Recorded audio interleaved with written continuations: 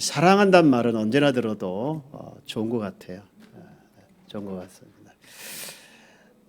제가 9월 초에 총회를 다녀왔는데요. 그때 총회에서 일하셨던 분이 떠나시면서 했던 말이 아주 평범하지만 굉장히 제 마음에 남았어요. 이분이 이렇게 말씀하시더라고요. 제가 1년 동안 열심히 총회를 해서 일을 했습니다. 그런데 교회는 굉장히 힘들었습니다. 코로나 때문에. 그럼에도 불구하고 감당할 수 있었던 것은 제가 총회를 사랑했기 때문입니다. 총회를 사랑했기 때문입니다. 그 말이 제 마음에 남았어요. 여러분, 어려운 가운데 일을 감당할 수 있었던 것은 사랑이었다. 그만큼 사랑의 힘이 있었다는 얘기를 하고 있는 거죠. 여러분, 그렇습니다. 사랑에는 힘이 있습니다. 사랑에는 파워가 있습니다. 근데 이게 얼마나 파워가 있는지 성경은 이렇게 말하고 있거든요. 갈라디아서 5장 5절 6절 말씀에 보면 이렇게 말씀하고 있죠. 우리가 성령으로 믿음을 따라 의의 소망을 기다리노니 6절 그리스도 예수 안에서는 할례나 무할례나 효력이 없으되 마지막 사랑으로서 역사하는 믿음뿐이다. 이렇게 말씀하죠. 이게 무슨 얘기입니까? 믿음조차도 사랑이란 파워가 작동하지 않으면 아무런 힘을 발휘할 수 없다는 것이죠. 사랑으로서 역사하는 믿음. 여러분 날마다 순간마다 여러분의 믿음이 사랑으로서 발동이 되어져서 여러분의 믿음이 큰 효력이 나타나기를 축복합니다. 아프리카에 갔다 왔던 한 의사의 이야기인데 이분이 아프리카를 섬기면서 있었던 일을 소개했습니다. 아프리카에 있으면서 한 추장의 아들을 이제 만났는데 누가 봐도 엘리트였죠. 근데 이분이 유학을 갔다 와서 이제 고국에 돌아와서 그 마을에 와서 이제 많은 이슈가 나타나는데 그 중에 하나가 결혼하기 이제 나이가 되어서 청혼을 할 때였습니다. 보통 그 지방에는요 청혼할 때 꼭 그 지참해야 될 그 혼수 뭐라고 하더라 이게 물품이라고 하나요? 혼수품이라고 하나? 이렇게 청혼할 때 가져가야 되는 그런 게 있었어요. 청혼 물품이라고 하나? 예? 지참금인가요? 네. 어쨌든 그래서 그 당시 풍습은 이렇게 암소 한 마리가 굉장히 크잖아요. 그거를 갖다 주면서 당신과 결혼하고 싶소 이렇게 보통 하는 것이 관례래요. 가끔은 2마리, 아주 가끔은 뭐 3마리까지 있다고 합니다. 그건 아주 드문 일이고 보통 1마리. 이 추장의 아들도 이제 그런 정년기가 되어져서 결혼하려고 청혼하려고 가려고 그 얘기했던 지참금을 가지고 가는데 모두가 궁금해하는 거예요. 도대체 누구한테 갈까? 누구한테 청혼을 할까? 궁금해. 그 정도 집안이고 그 정도의 이제 실력이면 대단한 집안에 가서 청혼할 것이다라고 추측을 했는데 뜻밖에도 그분이 간 곳은 완전히 예상을 뒤엎은 대단한 집안이 아니라 아주 가난한 집안에 간 거예요. 그것도 얼굴에 이게 병약한 모습이 보여서 굉장히 볼품이 없는 그 여인한테 가서 청혼을 한 거예요. 그것도 보통 암소 1마리 가지고 가거나 많으면 3마리인데 이 사람은 무려 9마리를 가지고 갔다는 거예요. 너무너무 충격이죠. 사람들이 너무 놀란 거예요. 야, 9마리를 그것도 아주 볼품없는 아주 집안이 약한 그런 집에 가서 결혼을 청혼했을까 하고서 의아했어요. 어쨌든 이 의사는 이제 때가 돼서 다시 고국으로 갔고 더 이상 그분들의 이야기를 알지 못했는데 한참 뒤에 다시 그곳에 갈 기회에서 도착을 했다고 합니다.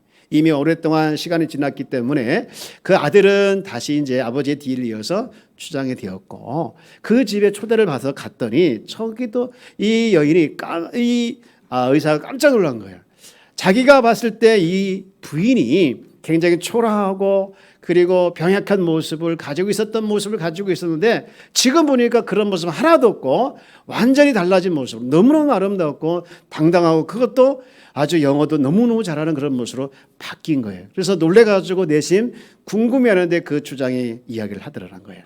사실 그때 암소 한 마리면 충분히 혼인승낙을 얻을 수 있었지만, 하지만 청혼의 순간에 암소 몇 마리를 받았는가, 그것이 그 여인에게 있어서 평생의 자기 가치를 결정하는 것이기 때문에 저는 제 아내가 평생 자신의 가치를 그저 암소 한 마리, 암소 두 마리, 암소 세 마리 여기에 머물러 있지 않기를 원했다는 거예요. 제가 제 아내를 너무너무 사랑하기 때문에 자신의 가치를 암소 세 마리까지만 보는 것이 아니라 암소 9마리 이상의 가치를 가지고 자신을 생각하기를 원해서 너무너무 사랑하는 그 여인에게 암소 한 마리를 주면서 청혼을 했다는 거예요.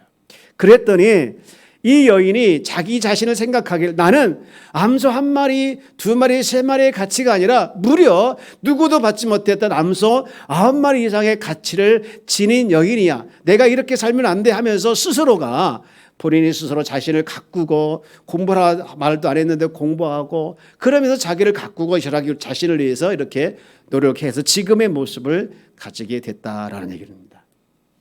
이게 실화인지 감동적인 이야기인지 모르겠지만 그 글을 읽으면서 문득 이 로마서 말씀이 생각이 나는 거예요. 로마서 말씀에 보면 이런 말씀을 하고 있죠. 로마서 8장 32절의 말씀에 보면 바울이 이런 말을 했어요. 자기 아들을 아끼지 아니하고, 자기 아들을 아끼지 아니하시고 우리 모든 사람을 위하여 내주시니가 어찌 그 아들과 함께 모든 것을 우리에게 주시지 아니하겠느냐. 바울이 여러분 잘 알고 있는 것처럼 복음을 전하다 얼마나 많은 누명을, 또 얼마나 많은 고생을 했습니까? 그럼에도 불구하고 그가 항상 복음을 전하면서 당하는 여러 가지 고난과 여러 가지 어려움에도 그는 늘 당당했죠. 죽어도 좋다는 거예요. 늘 당당했죠. 그럴 수 있었던 가장 큰 이유가 어디 있느냐? 바로 로마서 8장 32절 말씀에 있었죠. 자기 아들을 아끼지 아니하시고, 자기 아들을 아끼지 아니하시고. 사실 하나님은 전지전능하신 분 아니겠습니까? 말로 다 할 수 있는 분이시죠. 그런데 왜 하나님께서 이 땅에 굳이 하나님의 독생자 예수님을 이 땅에 보내셔서 십자가에 죽게 하셨을까? 그런 생각을 갖게 하는데 거기에 이유가 있더라고요. 여러분, 이 추장의 아들이 암소 한 마리만으로 충분히 결혼할 수 있었지만 사랑한 여인의 존재감 위해서 암소 9마리를 끌고 가는 이 거룩한 낭비를 한 것처럼 우리 하나님께서는 무엇과도 바꿀 수 없는 독생자 예수 그리스도를 십자가에 내어 주심으로써 우리가 다 그런 존재감을 갖기를 원하셨다는 것이죠. 그래서 비록 능력이 없고 정말 볼품이 없는 존재라 할지라도 나는 주님이 암소 9마리보다 더 귀한 예수 그리스도의 생명을 주셔서 구원해 주신 놀라운 사람이다. 그런 사람이다라는 자부심과 긍지를 가지고 살아내기를 우리 주님은 우리에게 바라셨던 것이죠. 여러분, 이 주님의 사랑을 여러분 가슴에 담아서 여러분 이 주님의 사랑 때문에 여러분의 믿음도, 여러분 삶도 힘이 있는 그런 성도의 삶이 되어지기를 주의 이름으로 축복합니다. 우리는 이 사랑의 힘을 믿어야 합니다. 가끔은 우리가 교회를 너무 오래 다닌 것이 화근이 되어져서 매일같이 듣는 십자가의 사랑, 예수님의 사랑 이야기가 어떤 때는 너무 무감각하게, 너무 감동 없이, 때로는 무덤덤하게 우리에게 들려와서 그래, 예수님 사랑 좋은 거지 뭐, 아름다운 거야, 우리가 해야 돼 라고 우리가 그냥 너무 추상적으로, 때로는 관념적으로 묶어놓고 그 사랑의 힘 때문에 우리가 생동감 넘치는 삶을 살아내지 못할 때 너무 많이 있다는 것이죠. 여러분의 삶이 정말 정말 평생 생생하게 살아 움직이기 위해서는 이 주님의 사랑의 힘이 여러분 안에 머물러서 그것을 통해서 힘을 얻는 우리 모든 성도가 다 되어지기를 주의 이름으로 축복합니다. 사랑의 힘을 가둬두지 마시고 그냥 관념적으로 추상적으로 생각하지 않기를 원합니다. 사랑을 가둬두지 않고 해방되어 살아 움직이는 것을 보여주었던 이 최고의 말씀이 하나 있는데 그게 바로 요한복음 3장 16절 말씀이죠. 뭐라고 기록되어 있을까요? 우리가 잘 알고 있는 너무 익숙한 말씀인데, 자, 한번 우리도 한번 같이 읽어볼까요? 시작. 하나님이 세상을 이처럼 사랑하사 독생자를 주셨으니 이는 그를 믿는 자마다 멸망하지 않고 영생을 얻게 하려 하심이라. 여러분 이 말씀에는요 하나님의 강력한 사랑의 파워, 강력한 사랑의 힘이 대해서 공식 하나를 우리에게 가르쳐주고 있는데 무슨 공식이냐? 사랑하기 때문에 주셨다는 거예요. 사랑하기 때문에 주었단 말이에요. 그래서 그 결과가 뭐냐? 모두가 다 무엇을 얻었습니까? 영생을 얻게 됐다는 것이죠. 이게 사랑의 공식이고 사랑의 결과죠. 요한복음 13장은 이런 예수님의 사랑으로 사랑의 고백으로 시작을 하고 있습니다. 시작을 어떻게 시작하고 있습니까? 1절에 이렇게 시작하고 있는데요. 6월절 전에 예수께서 자기가 세상을 떠나 아버지께로 돌아가실 때가 이른 줄 아시고 세상에 있는 자기 사람들을 사랑하시되 끝까지 사랑하시니라. 여러분 이 사랑을 보면서 이 말씀을 읽으면서 예수님의 사랑은 어떤 사랑일까요? 예수님의 사랑은 변함없이 끝까지 사랑하는 사랑인 줄 믿습니다. 도중에 필요 없다고, 도중에 실망했다고 포기하고 낙심하고 내려놓는 사랑이라 아무 조건 없이 끝까지 사랑하되 정말 애절하게 고귀하게 사랑하고 있는 사랑이 바로 주님의 사랑인데요. 이 사랑에는요 무조건 사랑이지만 아무나 사랑하는 사랑이 아니었어요. 반드시 대상이 있는데 그 대상이 누군가 여기 말씀에 보면 자기 사람이라고 표현하고 있죠. 자기 사람을 사랑하시되 끝까지 사랑. 여기 자기 사람을 이 원문에 나와 있는 이 말을 그대로 직역하면 이렇게 표현하고 있는 세상에 있는 자기 것들이라 소유 자기 것들 이렇게 해석을 할 수 있습니다. 이는 하나님께서 택하셔서 그래서 예수께 맡긴 사람들 그리고 하나님의 사랑에 반응한 자들 하나님께서 보내신 하나님 나라의 왕이신 예수님을 영접한 사람들을 이 사람들을 사랑하시는데 끝까지 사랑하시고 끝까지 책임져 주시겠다라는 말씀이죠. 여기서 끝까지라는 말이 동사가 예수님께서 십자가를 지시고 마지막으로 한 말과 똑같은 말인데 십자가를 지면서 마지막으로 한 말씀이 어떤 것이었죠? 요한복음 19장 30절 말씀인데 이렇게 말씀하시죠. 예수께서 신 포도주를 받으신 후에 이르시되 마지막으로 다 이루었다. 끝까지 동사와 이 다 이루었다는 동사가 같은 거예요. 그러니까 무슨 얘기입니까? 예수님은 사랑의 사명을 다 이루셨다라는 거예요. 끝까지 사랑하시고 끝까지 책임지신 그 사랑의 사명을 다 이루셨기 때문에 인류의 구원의 문이 열리게 됐는데 이처럼 끝까지 사랑하신 예수님 사랑에 반하여 인간의 사랑은 어떻습니까? 오늘 본문에서 보면 중간에 포기해버리는 인간의 사랑을 하나 소개하고 있는데 누굽니까? 바로 가룟 유다의 사랑이죠. 2절 말씀을 한번 같이 볼까요? 시작. 마귀가 벌써 시몬의 아들 가룟 유다의 마음에 예수를 팔려는 생각을 넣었더라. 끝까지 자기 사람을 포기하지 않고 사랑하시는 예수님 사랑이 있다고 하면 인간의 사랑이라고 하는 것은 배신이란 마귀의 생각과 마음에 뺏겨서 중간에 포기해버리는 인간의 사랑도 있다라는 것을 대조적으로 소개하고 있는데요. 그런데 이 말씀을 쭉 읽어보면서 마귀는요 가룟 유다의 마음을 알았다는 거예요. 가룟 유다가 얼마나 예수님에 대해서 신실하게 믿었고 사랑했다가 그렇게 쫓아가다가 결국에는 예수님에 대해서 실망하고 그리고 불신이 자라났기 때문에 그것을 마귀가 보고 그 마귀가 가룟 유다의 생각과 마음을 알고 그 생각에 배반이라는 생각을 집어넣은 거예요. 근데 더 중요한 것은 뭐냐? 마귀가 생각을 집어넣었을지라도 그 생각과 마음에 대해서 내가 받아들이느냐 거절하느냐 그것이 내게 더 중요하죠. 내가 받아들이면 내가 그것을 책임을 지고 그것을 내가 결과에 대해서 내가 책임을 져야 되지만 그것을 거부하게 되어지면 거부하면 쫓아왔다가 도망가는 것이죠. 그토록 사랑하시던 예수님의 사랑에 대해서 거부하고 마귀의 생각을 받아들이는 이 가룟 유다를 보면서 우리의 생각과 마음을 주님께서도 보시지만 우리의 생각과 마음을 마귀도 보고 있다는 거예요. 사랑하는 여러분, 여러분의 생각과 마음을 주님께 늘 집중할지언정 마귀에게 여러분의 마음과 생각을 뺏기지 않기를 주의 여러분 축복합니다. 저는 오늘 이 1절의 말씀을 읽으면서 사랑하시되 자기 사람들을 끝까지 사랑하시는 이 주의 사랑이 정말 감동 있게 밀려오면서 우리 교회가 이 주의 사랑으로 끈끈하게 뭉쳐있는 교회가 되었으면 좋겠다는 마음이 너무나도 간절하게 들었어요. 여러분을 지탱하는 힘이 어디에 있습니까? 목회자인 나는 어떤 힘이 나를 지탱하는가? 내가 목회하는 데 있어서 늘 쉬지 않고 주의를 감당하게 하는 그 힘의 근원이 어디 있었을까? 가만히 생각해 보면 주의 사랑이 나를 강권하시기 때문이었어요. 여러분, 강권하신 주의 사랑이 내게 머물러 있고 그것을 가지고 내가 목회를 하죠. 만약에 제가 목회를 할 때 나를 강권하신 주의 사랑이 내게 머물러 있지 않다고 하면 저는 울리는 꽹과리에 불과한 것이죠.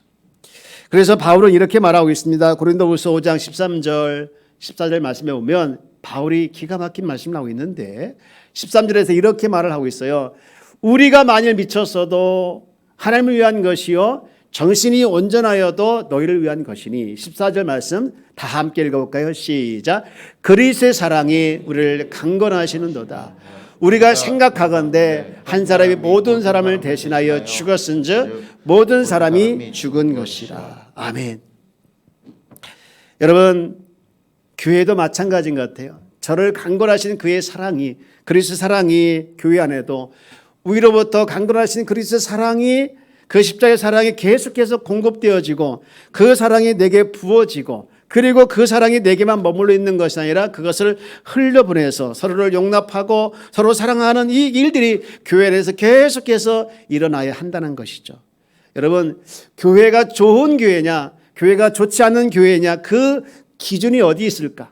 그 기준이 어디 있을까? 물론 많은 기준이 있겠지만 가장 큰 기준은, 가장 큰 핵심의 기준은 사랑이어야 한다는 생각이 듭니다. 이게 무슨 뜻이냐? 여러분, 예수님께서 많은 교회, 사람을 통해서 교회를 세웠는데 고린도 교회가 참 특이한 교회죠.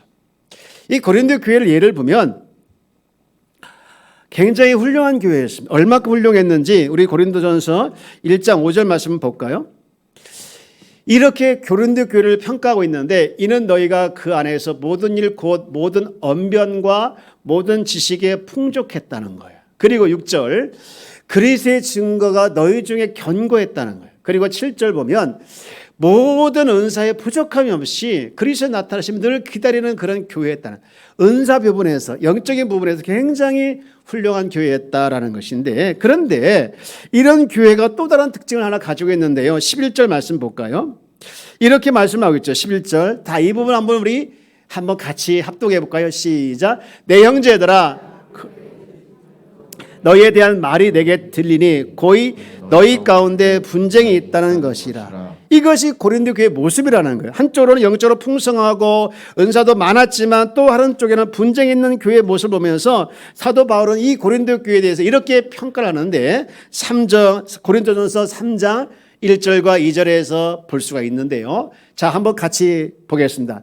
형제들아, 내가 신령한 자들을 대함과 같이 너에게 말할 수 없어서 육신에 속한 자 곧 그리스도 안에서 어린아이를 대함과 같이 하노라. 2절 내가 너희를 젖으로 먹이고 밥으로 아니하였노니 이는 너희가 감당하지 못하였거니와 지금도 못함이라. 지금 고린도 교회 입장에서 이 바울의 평가가 얼마나 자존심 상하는 이야기인지 몰라요. 여러분, 우리가 때로는 사람이 살아가는 데 있어서 자존심이 굉장히 중요하잖아요. 자존심 하나 때문에 버티기도 하고 자존심 하나 때문에 살아내는 것이 힘이 되기도 하는데 이 고린도 교회의 큰 자존심을 건드린 거예요. 고린도 교회 그 영향력 얼마나 대단했습니까? 역사가 얼마나 컸습니까? 그런데 그 고린도 교회를 향해서 바울이 평가하기를 내가 신령한 자들과 대함같이 너희들 대할 수 없다라고 평가하면서 육신에 속한 자 곧 그리스도에서 어린아이들과 대함같이 내가 대할 수밖에 없다라고 평가하고 있는 거예요. 그러면서 3절에 너희는 아직도 육신에 속한 자다. 너희 가운데 시기와 분쟁이 있으니 어찌 육신에 속하여 사람을 따라 행함이 아니겠는가라고 말을 하고 있는 거예요. 바울이 제시한 이 건강한 교회는, 또 좋은 교회는 그 교회가 얼마나 성경 지식을 많이 갖고 있느냐, 방언과 예언과 통변과 병 고치는 은사가 얼마나 많이 있느냐, 그것을 보는 것이 아니라 그 교회가 얼마나 그리스도의 사랑으로, 강건하신 그리스도의 사랑으로 얼마나 하나가 되어 있는가, 그것이 중요했다는 거예요. 바라옵기는 우리가 함께 꿈꿔야 할 교회, 바라옵기는 우리가 함께 소망할 교회는 그리스도의 강건하신 사랑으로 하나로 끈끈하게 뭉쳐있는 교회가 되기를 소망합니다. 그래서 이 바울은 지금 이 고린도 교회를 향하여 평가하면서 이렇게 꾸짖었는데, 아까 읽었던 2절 말씀이죠. 고린도서 3장 2절 말씀에 이렇게 꾸짖죠. 내가 너희를 젖으로 먹이고 밥으로 아니하였노니 이는 너희가 감당하지 못하였거니와 지금도 못하리라. 여러분, 이 꾸지람이 꼭 고린도 교회만 해당이 될까? 우리 한마음 교회가 정말 교회 안에서 사랑이 넘쳐야 될 줄 믿습니다. 모여서 사랑이란 말만 하는 것이 아니라, 그래서 뒤에서는 사랑이란 말을 했던 사람이 욕이나 하고 험담이나 하고 이런 것이 아니라, 여러분, 우리는 정말 사랑이 안과 박이 똑같이 흘러서 정말 우리 교회가 평가받을 때, 주님께서 보실 때 너희 교회는 진짜 다른 어떤 것보다도 사랑이 많구나, 사랑의 끈으로 철저하게 하나로 되어 있구나라고 우리가 평가받았으면 얼마나 좋겠습니까? 그리고 그런 교회를 꿈꾸며 그런 교회가 되어지는 우리 교회가 되어지기를 주여 여러분 축복합니다. 요한복음 4장 7절에서 보면은 이렇게 말하고 있죠. 사랑하는 자들아 우리가 서로 사랑하자. 사랑은 하나님께 속한 것이 사랑하는 자마다 하나님께로 나타난 것이죠. 그리고 하나님을 안다는 것이죠. 8절 사랑하지 아니하는 자는 하나님을 알지 못하나니 이는 하나님은 사랑이심이라라고 말씀하고 있죠. 사랑하는 여러분, 혹시 여러분 중에 누군가 미워서 마음으로부터 용서하지 못한 사람이 있습니까? 그리고 억울한 일 때문에 괴로워서 잠을 못 잔 적이 있습니까? 그런데 생각해 보면 나만 괴로워요. 나만 잠 못 자고 나만 힘들지요. 내가 용서하지 못한 사람, 내가 미워하는 그 사람은요 너무나 잘 살고 있죠. 여러분, 그러므로 용서하십시오. 왜요? 상대방을 위해서 아니라 나를 위해서. 용서는 그곳에 사탄은 침범할 수 없습니다. 용서는 그곳에 능력이 나타나기 때문인 줄 믿습니다.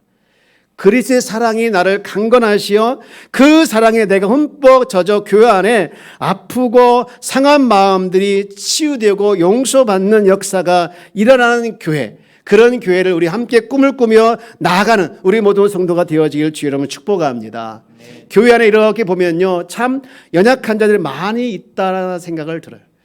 교회 안이라는 것은 사랑이 필요한 자들이 많이 있구나, 그런 자들이 모여서 이루는 공동체이구나, 그런 생각을 하게 되는데, 여러분 로마서 14장 1절 말씀을 한번 볼게요. 여기 보면 이렇게 소개하고 있죠. 믿음이 연약한 자를 너희가 받되. 믿음이 연약한 자를 받으라는 거예요. 그리고 그의 의견을 비판하지 말라는 거예요. 그러면서 로마서 15장 그 다음 장 1절에 보면 또 이렇게 말하고 있죠. 믿음이 연약한 자가 14장에 있다고 하면 믿음이 강한 자를 15장에 소개하면서 믿음이 강한 우리는 마땅히 믿음이 약한 자의 약점을 담당하라는 거예요. 그리고 자기를 기쁘게 하지 아니할 것이라. 믿음이 약한 자를 담당하라는 거예요. 교회에서 보면 믿음이 약한 자가 있고 시시한 자가 있고 심지어는 없는 거짓말로 내게 상처를 주는 자도 있어요. 그래서 내가 그 사람 때문에 눈물을 흘려야 되고 그 사람 때문에 내가 너무 괴로울 때도 있습니다. 그러나 중요한 것은 오늘 로마서 15장 1절의 말씀과 같이 다시 한번 올려주실래요? 로마서 15장 1절의 말씀과 같이 믿음이 강한, 믿음이 조금 나은 우리는 마땅히 믿음이 약한 자의 약점을 담당해내는, 그래서 내게 눈물을 흘리는 그 사람을 만나면 저 사람을 내가 감당해낼 사람이구나, 저 사람을 내가 저의 연약함을 내가 감당해내겠구나 하는 시각으로 상대방을 바라보라는 거예요. 교회는 연약한 자들이 모인 공동체이며 그들을 아우르고 품어주면서 강한 자가 연약한 자를 용납하며 나가는 공동체입니다. 그래서 우리 교회는 믿음이 약한 자라든가 또 약한 사람 때문에 여러분 그 사람을 비하거나 비판하지 말고 그 약한 사람을 믿음이 조금 낮고 강한 우리가 여러분 약점을 돌보는 그런 교회가 되어져서 우리 교회를 보면 모든 사람이 오고 싶어하고 머물고 싶어하고 가고 싶지 않는 교회가 되는 이런 교회가 되어지기를 주여 여러분 축복합니다. 우리 한마음 교회는요 희미해져가는 그리스도 사랑이 다시 회복되었으면 좋겠어요. 그 그리스도의 사랑이 나를 강건하게 하여서서 그 그리스도의 사랑 때문에 여러분 힘을 얻어서 어떤 일도 잘 감당해내는 그런 교회가 되기를 소망합니다. 그런 교회가 될 줄 믿습니다. 그리고 거기서 중단하지 말고 그 사랑을 흘러보내서 용서하고 용납하고 나누고 베풀어주는 그 그리스도의 사랑이 회복되어져서 쓰임받는 우리 모두가 되어지기를 주여 여러분 축복합니다. 이제 말씀을 마치고자 합니다. 오늘 본문은 우리가 너무 잘 알고 있는 예수님께서 제자들의 발을 씻겨주는 이야기입니다. 여러분, 제자들의 발을 씻겼다는 것은 있을 수 없는 일이에요. 스승이 제자를 발을 씻긴다. 발을 씻기는 건 보통 반대예요. 제자가 스승을 씻겨주거나 노예가 종이 주인을 씻겨주는 것이 보통입니다. 그런데 예수님께서 지금 제자들의 발을 씻겨주면서 너희들도 이와 같이 하라 이렇게 쭉 말씀 많이 하셨어요. 그러시면서 마지막에 오늘 읽지는 않았지만 요한복음 13장 후반부에 보면 유언 같은 말씀을 하나 하셨는데 그게 뭐냐? 13장 34절 말씀이죠. 뭐라고 했는지 우리 한번 같이 읽어볼까요? 시작. 새 계명을 너에게 주노니 서로 사랑하라. 내가 너희를 사랑한 것 같이 너희도 서로 사랑하라. 할렐루야. 여러분, 이 계명이 새 계명인 줄 믿습니다. 주의 사랑으로 우리는 끈끈하게 뭉쳐있는 교회, 우리 교회가 이런 교회가 될 줄 믿습니다. 이 교회를 사랑하고 또 사랑하신 여러분, 우리 교회가 정말 주의 사랑으로 더 끈끈히 뭉쳐져서 이것을 우리 안에만 머물러 있지 않냐고 계속해서 흘러보내서 사랑이 흘러가서 여러분 때문에 많은 사람들이 주님께 돌아오는 역사들이 일어나기를 주의 이름으로 축복합니다.